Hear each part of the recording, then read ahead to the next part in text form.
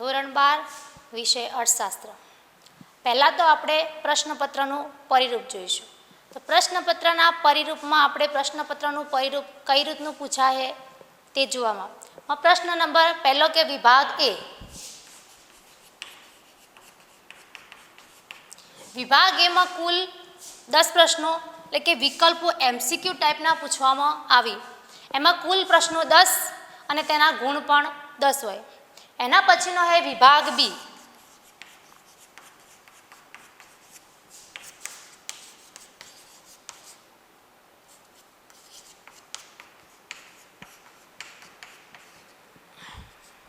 વિભાગ બીમાં પણ કુલ પ્રશ્નો 10 પૂછવામાં આવી। તેનો ગુણભાર પણ પ્રત્યેક પ્રશ્નનો ગુણભાર 1 એટલે કે તેનો ગુણભાર પણ કે 10 પ્રશ્નનો ગુણભાર 10 આપવામાં આવે। એટલે કે કુલ પ્રશ્નો વિભાગ બીમાં પણ 10 પ્રશ્નો અને ગુણ પણ। એના પછી વિભાગ સી। વિભાગ સી પ્રત્યેક પ્રશ્નના 2 ગુણ એટલે કે 14 પ્રશ્નો પૂછાય અને તેનો ગુણભાર 28, કુલ ગુણભાર 28 એટલે કે 14 પ્રશ્નો અને પ્રત્યેકના 2 ગુણ એટલે કે 28 ગુણ। એના પછી વિભાગ ડી। તો વિભાગ ડીમાં કુલ 9 પ્રશ્નો પૂછવામાં આવી અને તેનો ગુણભાર પ્રત્યેક પ્રશ્નના 3 ગુણ એટલે કે તેનો ટોટલ ગુણભાર 27 ગુણ હોય છે। એના પછી છેલ્લો વિભાગ વિભાગ ઈ। તો વિભાગ ઈમાં કુલ પ્રશ્નો 5 અને કુલ ગુણ 25 એમ કરી ટોટલ 100 ગુણનું પેપર પૂછવામાં આવે। તો આપણે પ્રશ્નના પરિરૂપ પ્રમાણે જોઈએ તો વિભાગ એમાં 10 પ્રશ્નો, કુલ ગુણ 10। પછી વિભાગ બીમાં 10 પ્રશ્નો એટલે કે ટૂંકા પ્રશ્નો અને વ્યાખ્યાઓ પૂછવામાં આવે, જેમાં કે પ્રત્યેક પ્રશ્નનો 1 ગુણ એટલે કે ટોટલ 10 ગુણ હોય। એના પછી એ વિભાગ સી। વિભાગ સીમાં કુલ 14 પ્રશ્નો પૂછવામાં આવે અને પ્રત્યેક પ્રશ્નના 2 ગુણ એટલે કે 28 ગુણનું વિભાગ સી હોય। એના પછી એ વિભાગ ડી। વિભાગ ડીમાં કુલ 9 પ્રશ્નો અને પ્રત્યેક પ્રશ્નના 3 ગુણ એટલે કે ટોટલ 27 ગુણનો વિભાગ સી હોય। એના પછી એ વિભાગ ઈ। વિભાગ ઈમાં કુલ 5 પ્રશ્નો અને પ્રત્યેક પ્રશ્નના 25 ગુણ એમ કરી આપણે અર્થશાસ્ત્ર વિષયનું ટોટલ 100 માર્ક્સનું પેપર પૂછવામાં આવે। તો હવે આપણે જોઈશું ચેપ્ટર નંબર 1 અર્થશાસ્ત્રમાં આલેખ। તો ચેપ્ટર નંબર 1 નો ટોટલ ગુણભાર है 8। તો સૌથી પહેલાં આપણે જોઈશું ધોરણ 12 અર્થશાસ્ત્રમાં આલેખમાં સૌથી પહેલાં જોઈશું પ્રસ્તાવના। તો કે અર્થશાસ્ત્રમાં કે વાસ્તવિક જીવનમાં જે વિવિધ આર્થિક ઘટનાઓ બને એ વિવિધ આર્થિક ઘટનાઓનું કે આંકડાઓ શોધવામાં આવે અને એ આંકડાઓ પરથી તેનું વિશ્લેષણ પણ કરવામાં કે આવે। તો કે અર્થશાસ્ત્રમાં કે રાજ્ય હે, બેંકો હી અને આંતરરાષ્ટ્રીય સંસ્થાઓના આંકડાઓ મેળવી અને તેના પરથી તેનું વિશ્લેષણ કરવામાં કે આવે। જ્યારે કે જે સંશોધનકારો હોય અને જે આ વિષયના કે જે નિષ્ણાતો એટલે કે જે અર્થશાસ્ત્રના જે આંકડાઓના જે નિષ્ણાતો હોય એ નિષ્ણાતો જ્યારે આ આંકડાઓનું વિશ્લેષણ કરતા હોય ત્યારે સામાન્ય પ્રજાને તેમાં રસ પડતો નથી, કેમ કે જે અર્થશાસ્ત્રના જે આંકડાઓ હોય એ આંકડાઓ અટપટા હોવાના કારણે સામાન્ય પ્રજાઓને તેમાં રસ પડતો નથી। પરંતુ જ્યારે જે અર્થશાસ્ત્રના જે આંકડાઓ હોય એ અર્થશાસ્ત્રના આંકડાઓને આપણે કે સામાન્ય પ્રજામાં કે તેમને કે રસ જગાડવા માટે આપણે તેને આકૃતિ અને આલેખ દ્વારા જો રજૂ કરવામાં આવે તો સામાન્ય પ્રજાને તેમાં કે રસ કે જાગે અને તે આપણે આકૃતિ અને આલેખ દ્વારા સરળતાથી કે સમજાય। એટલે કે કોઈ પણ આપણે કે આંકડાકીય માહિતી છે એ આંકડાકીય માહિતીને આપણે જો ચિત્ર દ્વારા જો રજૂ કરવામાં આવે તો તેને આપણે સામાન્ય પ્રજાને તેને સરળતાથી સમજાવી પણ શકીએ અને વ્યક્તિને તેમાં કે જે સામાન્ય પ્રજા છે તેમાં તેને કે રસ કે જાગે। તો આપણે કે જે અર્થશાસ્ત્રના જે વાસ્તવિક જીવનના જે આંકડાઓ હોય એ આંકડાઓને આપણે કે આકૃતિમાં કે જે ચિત્ર દ્વારા જે રજૂ કરવામાં આવી તેના 2 પ્રકાર। એક પ્રકાર આકૃતિ અને બીજો है આલેખ। તો હવે આપણે આકૃતિ અને આલેખનો અર્થ સમજીશું। તો આકૃતિ એટલે શું?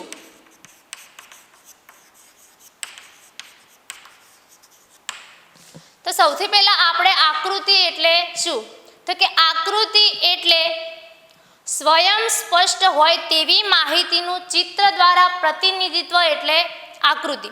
તો જે આપણે આકૃતિ જે દોરવામાં આવે છે એ માહિતી સ્વયં સ્પષ્ટ હોય તેવી જ માહિતીનું આપણે આકૃતિ દ્વારા કે દોરી શકते કે જેવી રીતે કે આંકડા શાસ્ત્રમાં કે આકૃતિ અને આલેખનું કે જે મહત્વ જુદું છે એ જ પ્રમાણે અર્થશાસ્ત્રના અભ્યાસમાં પણ આકૃતિ અને આલેખનું મહત્વ કે જુદું જુદું હોય।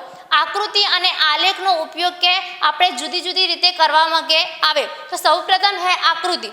તો આકૃતિને આપણે સ્વયં સ્પષ્ટ જે માહિતી હોય એ સ્વયં સ્પષ્ટ માહિતી માટે જ દોરવામાં કે આવે અને જે આકૃતિ આપણે જે દોરવામાં આવે એ અસતત માહિતી માટે કે દોરાવે। સૌપ્રથમ તો કે અસતત માહિતી એટલે કે શું? તો કે નિશ્ચિત કિંમતો ધારણ કરી શકે તેટલી જ કે મૂલ્યો કે અંદર આવતા હોય તેને કે અસતત માહિતી કહેવામાં આવે। દાખલા તરીકે કે ફૂલ દીઠ છોડની સંખ્યા है, ઘર દીઠ બાળકોની સંખ્યા है, જેમ કે જે આપણે જે માહિતી હોય એ માહિતીની સંખ્યા કે મર્યાદિત કે ગણી શકાય તેટલી નિશ્ચિત હોય તેને કે અસતત માહિતી કહેવામાં કે આવે। જ્યારે કે આકૃતિમાં જે આપણે માહિતીનો ઉપયોગ કરીએ એ માહિતી કે સ્પષ્ટ હોવાના કારણે આપણે તેમાં કે આંકડાશાસ્ત્રનો કે ઊંડા જ્ઞાનની કે જરૂર પડતી નથી અને કે અર્થશાસ્ત્રના ઊંડા જ્ઞાનની જરૂર પડતી નથી અને તે ઉપરાંત તેમાં કે સ્કેલ માપની આ કોઈ પણ આકૃતિ હોય કે આલેખ સ્કેલ માપની મદદથી જ દોરવામાં આવે। એના પછી બીજા નંબરમાં है આલેખ।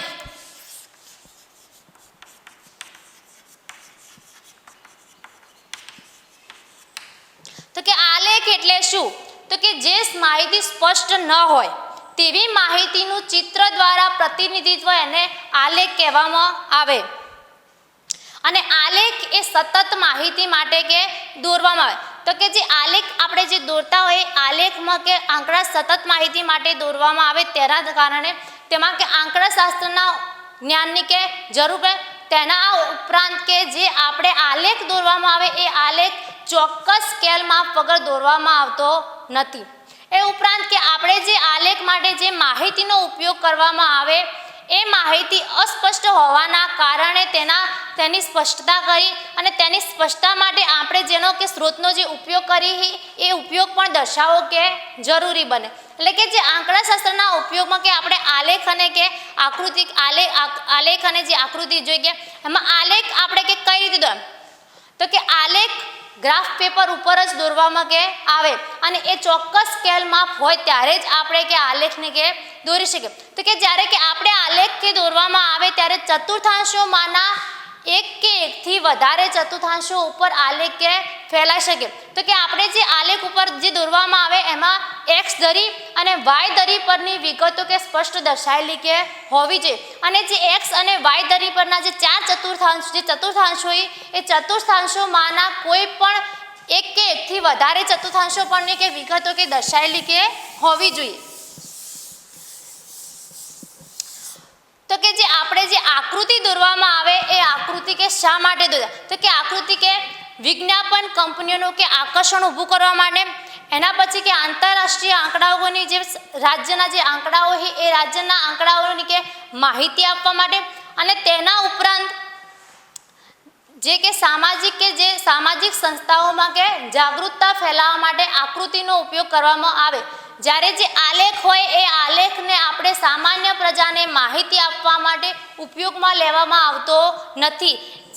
જે આલેખનો ઉપયોગ છે એ ઉચ્ચ શિક્ષણના અભ્યાસ માટે અને સંશોધનકારો માટે જ કે ઉપયોગમાં લેવાય। તો એના પછી આપણે જોઈશું આલેખ અને આકૃતિનો તફાવત।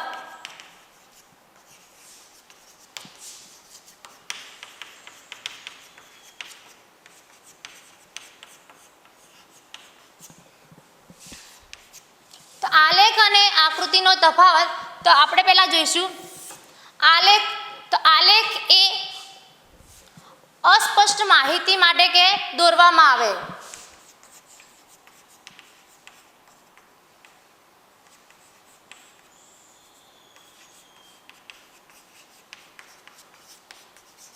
જ્યારે આકૃતિ એ સ્પષ્ટ માહિતી માટે દોરવામાં આવે।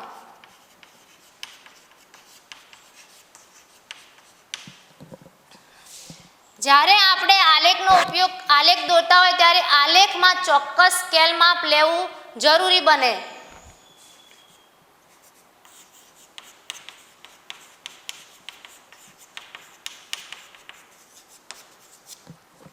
જ્યારે આકૃતિમાં સ્કેલ માપ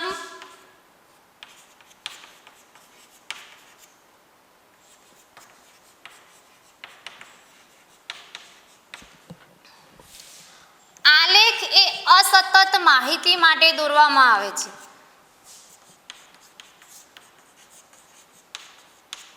જ્યારે આલેખ એ સતત માહિતી માટે દોરવામાં આવે, જ્યારે આકૃતિ એ અસતત માહિતી માટે દોરવામાં આવે છે.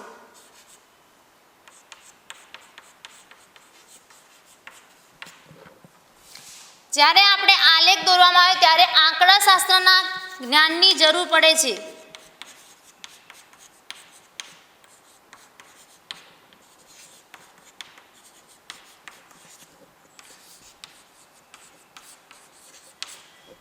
જ્યારે આકૃતિમાં આંકડાશાસ્ત્રના જ્ઞાનની જરૂર પડતી નથી.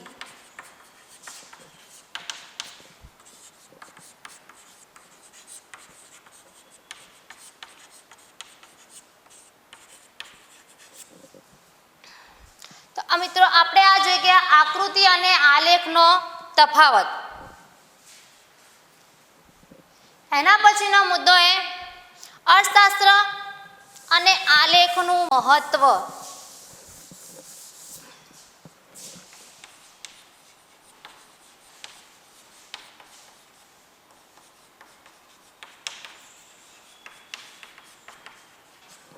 આલેખ અને આકૃતિનું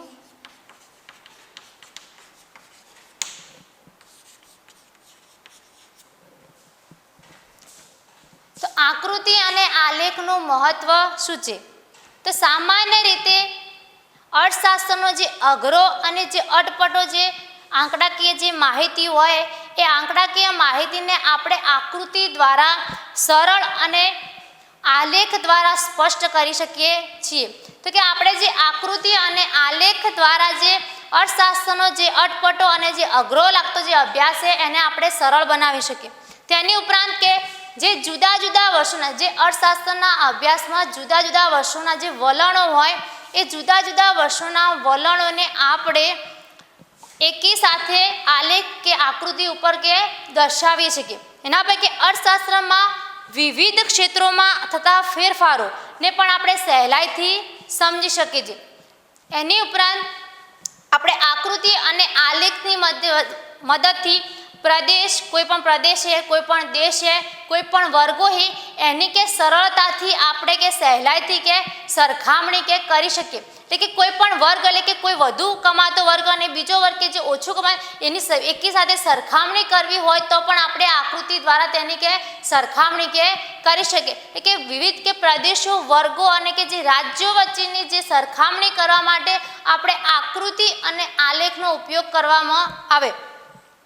અને કે જે અર્થશાસ્ત્રની કેટલીક અઘરી જે બાબતો હોય તેને કે સમજાવવા અને કે જે સમજાવવા પાછળ જે લખવાનો જે સમયનો જે બગાડ થાય એ સમય અને શક્તિને કે બચાવી શકે. એટલે કે જે આપણે અર્થશાસ્ત્રની મદદથી કે જે આંકડાકીયની જે માહિતી છે તેને આપણે સરળતાથી કે સમજાવી શકીએ. એની ઉપરાંત કે અર્થશાસ્ત્રના કેટલાક એવા સિદ્ધાંતો છે કે એવા સિદ્ધાંતોને સમજાવવા માટે આપણે આકૃતિ અને આલેખની કે જરૂર કે ઉદ્ભવે. એમાં કે જે માંગ અને પુરવઠાનું સંકોચન અને વિસ્તરણ છે. માંગ અને પુરવઠાને જે સંકોચન વિસ્તરણ તેની મૂલ્ય સાપેક્ષતાના કે સિદ્ધાંતો છે. એની ઉપરાંત કે ટૂંકા સમયગાળામાં આવતા જે આકસ્મિક જે વર્તનો છે એ બધા સિદ્ધાંતોને સમજાવવા માટે આપણે આકૃતિ અને આલેખનો કે ઉપયોગ કરવામાં કે આવે. તો કે આ જે બધા કે જે વિવિધ કારણસર આપણે કે આકૃતિ અને આલેખનું કે મહત્વ.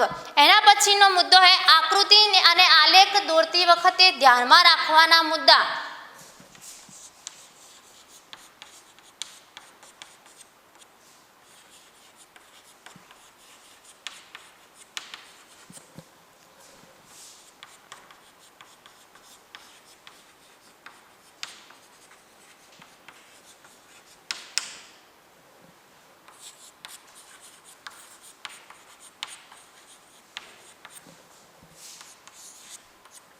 આકૃતિ અને આલેખ દોરતી વખતે ધ્યાનમાં રાખવાના મુદ્દા પહેલો મુદ્દા આકૃતિ અને આલેખના પ્રકારની પસંદગી અને તેની રજૂઆત.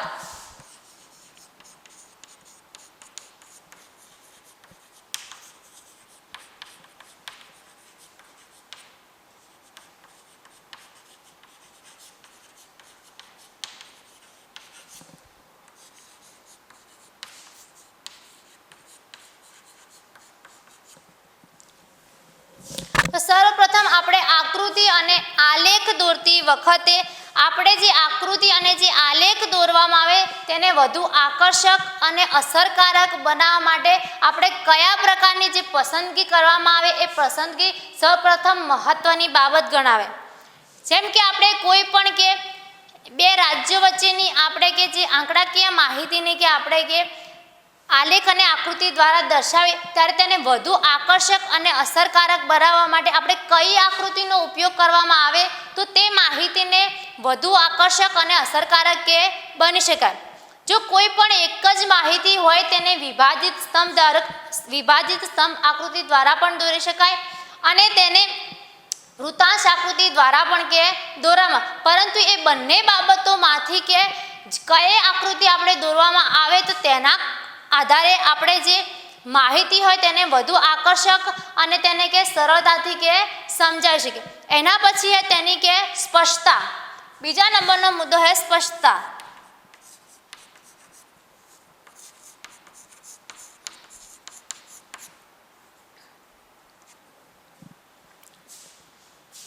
તો કે ચિત્રની રજૂઆત સ્પષ્ટ અને સ્વચ્છ રીતે કે થયેલી કે હોવી જોઈએ. કે આપણે જે આકૃતિ અને જે આલેખ દોરવામાં આવે તેમાં કે જે વિભાજિત સ્તંભ આકૃતિ હોય કે સાદી સ્તંભ આકૃતિ હોય કે પાસની સ્તંભ આકૃતિ હોય તેને આપણે અલગ અલગ શેડ કે અલગ અલગ રંગ વડે દર્શાવી જોઈએ. તેના કારણે જે આપણી જે દોરવામાં આવેલી જે આકૃતિ એ સ્પષ્ટ અને કે સ્વચ્છ રીતે રજૂ થયેલી કે હોવી જોઈએ. એટલે કે આકૃતિ દોરતી વખતે તેની યોગ્ય પ્રમાણેના તેના રંગ અને શેડની કે સ્પષ્ટતા અને તેની રજૂઆત કે સ્વચ્છ રીતે થયેલી કે હોવી જોઈએ. એના પછીના મુદ્દો છે ચોક્કસ સ્કેલ માપ.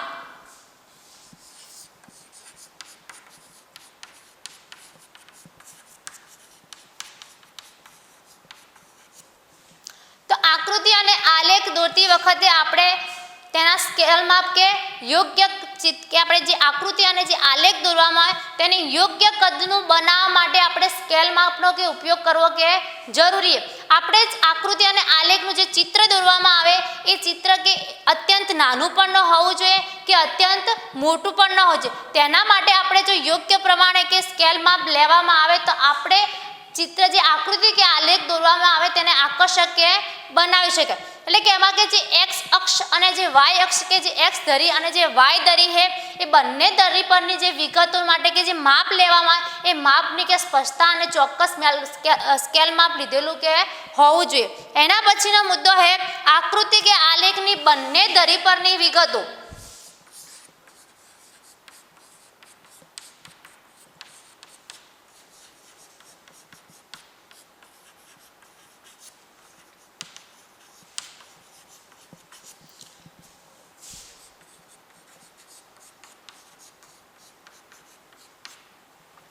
તો કે આકૃતિ અને આલેખ દોરતી વખતે એક્સ ધરી અને વાય ધરી બંને ધરી પરની વિગતો સ્પષ્ટતા કરેલી કે હોય છે. તો કે આપણે એક્સ અક્ષ પર સ્વતંત્ર ચલ અને વાય અક્ષ પર પરતંત્ર ચલ દર્શાવવામાં આવે. તો કે જે એક્સ અક્ષ પર જે આપણે જે દર્શાવવામાં આવે જે અચલ રાશિઓ હોય જે બદલી શકાતી નથી એવી અચલ રાશિઓ એક્સ અક્ષ પર કે દર્શાવ. જેમ કે સમય, વર્ષ અને માસ કે જે આપણે બદલી શકતા નથી તેવી અચળ રાશિ આપણે કે એક્સ અક્ષ પર એટલે કે એક્સ ધરી પર દર્શાવવામાં આવે. અને વાય અક્ષ પર જે બદલાતી રાશિઓ એટલે કે જન્મદરના આંકડાઓ, મૃત્યુદરના આંકડાઓ, સાક્ષરતાના આંકડાઓ જે આંકડાઓ એ વાય ધરી પર જે બદલાતી રાશિઓ હોય એ બદલાતી રાશિઓ કે વાય ધરી પર કે દર્શાવવામાં આવે. એટલે કે એક્સ અક્ષની વિગતો અને જે વાય અક્ષની જે વિગતો એ બંને ધરી પરની વિગતોની કે આપણે કે સ્પષ્ટતા કે હોવી કરેલી કે હોવી જોઈએ. એના પછી એ આંકડાકીય માહિતીનો સ્ત્રોત.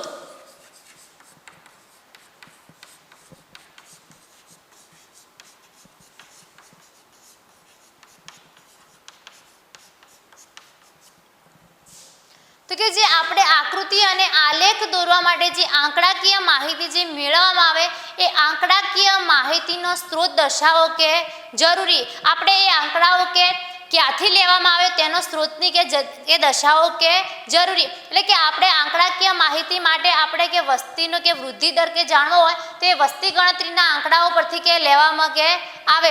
એ રીતે કે જે જન્મ દરના આંકડાઓ, મૃત્યુ દરના આંકડાઓ, સાક્ષરતાના આંકડાઓ, જે આપણે કે જે આંકડાકીય માહિતીનો સ્ત્રોત આપણે કે કઈ જગ્યાએથી મેળવવામાં આવે આ બધી જે આંકડાકીય માહિતીઓ છે એ માહિતીના સ્ત્રોત આપણે ક્યાંથી મેળવે એનો સ્ત્રોત દર્શાવો કે જરૂરી. અને આંકડાકીય જો માહિતીનો સ્ત્રોત આપણે અંદર દર્શાવવામાં આવે તો એ આંકડાકીય માહિતી વધુ અધિકૃત અને વિશ્વસનીય આકૃતિ કે આપણે કે દોરી શકાય. એટલે કે જેમ કે વસ્તી વૃદ્ધિનો કે જે દર એ આપણે વસ્તી ગણતરીના જો આંકડાઓ પરથી જે એના લેવામાં આવે તો આપણે આકૃતિને વધુ કે અધિકૃત અને વધુ વિશ્વસનીય માહિતી કે પ્રાપ્ત કરી શકીએ અને એ વધુ આકૃતિ પણ કે તેનું કે આકર્ષણ કે ઊભું કરે. એના પછી આંકડાકીય માહિતી ગણવાની રીત દર્શાવી.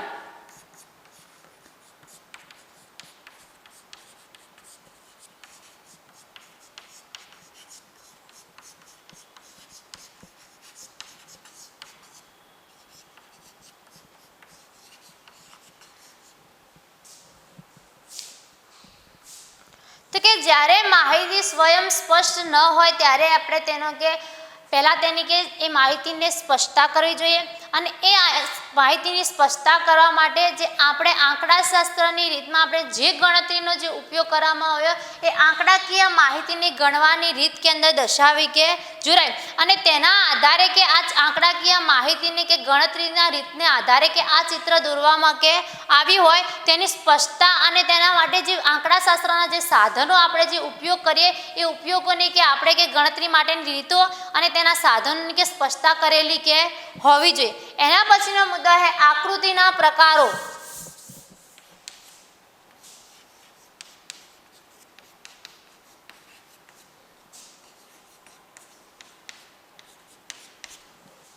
તો આકૃતિના કુલ 6 પ્રકારો. 1 નંબર ચિત્રાકૃતિ.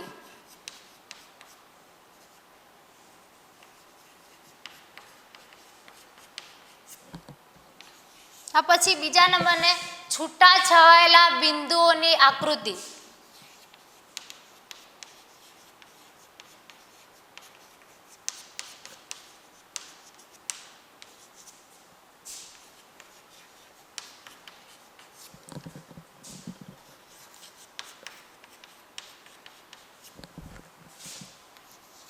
આ પછી ત્રીજા નંબરમાં રેખાકૃતિ.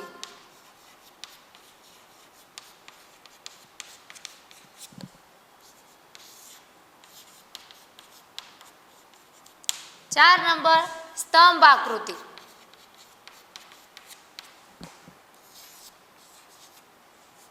પાંચમા નંબરમાં વર્તુળ આકૃતિ. અને 6 નંબરમાં है વૃત્તાંશ આકૃતિ.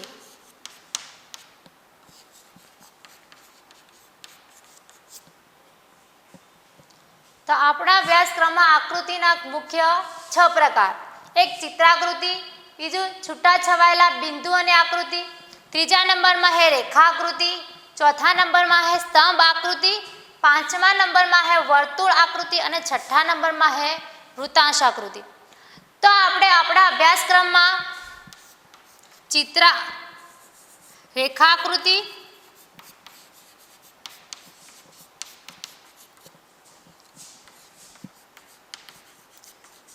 સ્તંભ આકૃતિ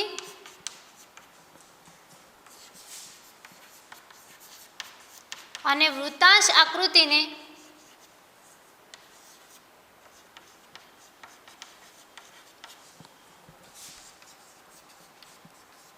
વિગતે સમજીશું.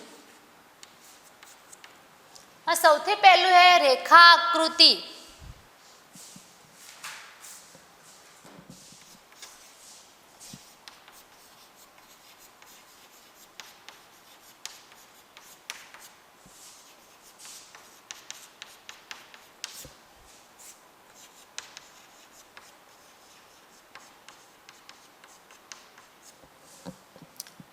તો સૌપ્રથમ है રેખા આકૃતિ અને અથવા તો સમય આધારિત આકૃતિ.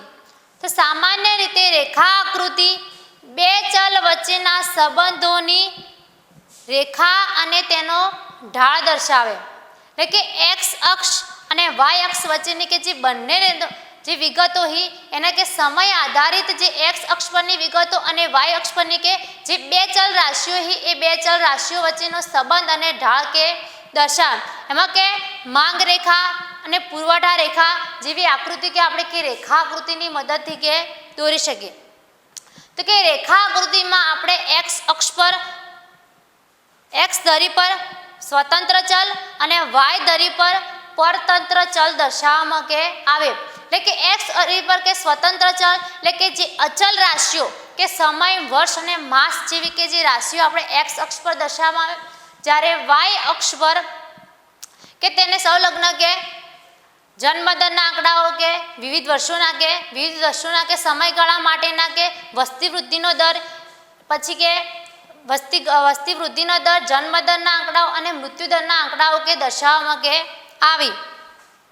તો કે સમયના સંદર્ભમાં કે કોઈ એક ચલના કે સમયના સંદર્ભમાં કે કોઈ એક ચલના કે જે સ્વયં સ્પષ્ટ જે વલણો જે દર્શાવતી આકૃતિ કે જે અર્થશાસ્ત્રમાં આપણે કે વારંવાર કે વપરાતા હોય. એટલે એમ કે વિવિધ વર્ષોના કે વસ્તી ગણતરીના આંકડાઓ પરથી આપણે કે વિવિધ વર્ષોના કે જન્મદરના આંકડા, વિવિધ વર્ષોના વસ્તી વૃદ્ધિના આંકડાઓ, વિવિધ વર્ષોના કે મૃત્યુદરના આંકડાઓ કે વગેરેને કે આપણે કે રેખા આકૃતિ દ્વારા કે દર્શાવવામાં કે આવે. તો રેખા આકૃતિનો ઉપયોગ આપણે કે કાર્ય કરીએ ત્યારે કે જ્યારે કે સમયના સંદર્ભમાં કે જે આપણે કે જે આંકડાઓ હોય તેની માહિતી દર્શાવવા માટે આપણે કે રેખા આકૃતિનો ઉપયોગ કરવામાં કે આવે. એટલે કે સમયના સંદર્ભમાં એટલે કે વિવિધ વર્ષોના કે જન્મદરના આંકડાઓ, વિવિધ વર્ષોના મૃત્યુદરના આંકડાઓ, વિવિધ વર્ષોનું કે સાક્ષરતાનું પ્રમાણ છે તેવા આંકડાઓ કે દર્શાવવા માટે આપણે કે રેખાકૃતિનો કે ઉપયોગ કરવામાં આવે. તો કે આપણે રેખાકૃતિ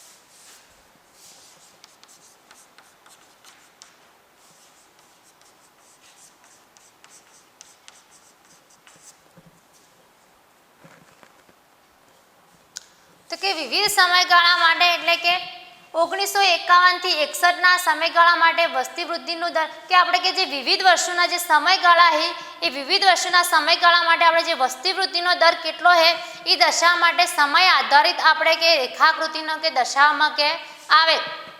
તો કે જે રેખાકૃતિ માટે કે જે આપણે કે જે આંકડાકીય જે માહિતી વસ્તી વૃદ્ધિના દર માટે જે લેવામાં આવે એ આપણે જે કે સ્ત્રોત કે વસ્તી ગણતરીના કે આંકડાઓ પરથી કે દર્શાવવા. તો કે જે વિવિધ વર્ષોના કે જે કે વિવિધ સમયગાળા માટેના જે આંકડાઓ હી એ વિવિધ સમયગાળા માટેના આંકડાઓ દર્શાવવા માટે આપણે રેખાકૃતિનો કે ઉપયોગ કે કરીએ. એટલે કે જે વસ્તી ગણતરીમાંથી કે આપણે જે આંકડાઓ કે એકઠા કરવામાં આવી તેના આધારે કે વસ્તી વૃદ્ધિનો દર છે, સાક્ષરતાનું પ્રમાણ છે, વિવિધ વસ્તીના કે જન્મદરના આંકડાઓ કે મૃત્યુદરના આંકડાઓ કે વિવિધ આપણે કે જે આંકડાઓ રેખાકૃતિ દ્વારા કે દર્શાવવામાં કે આવે.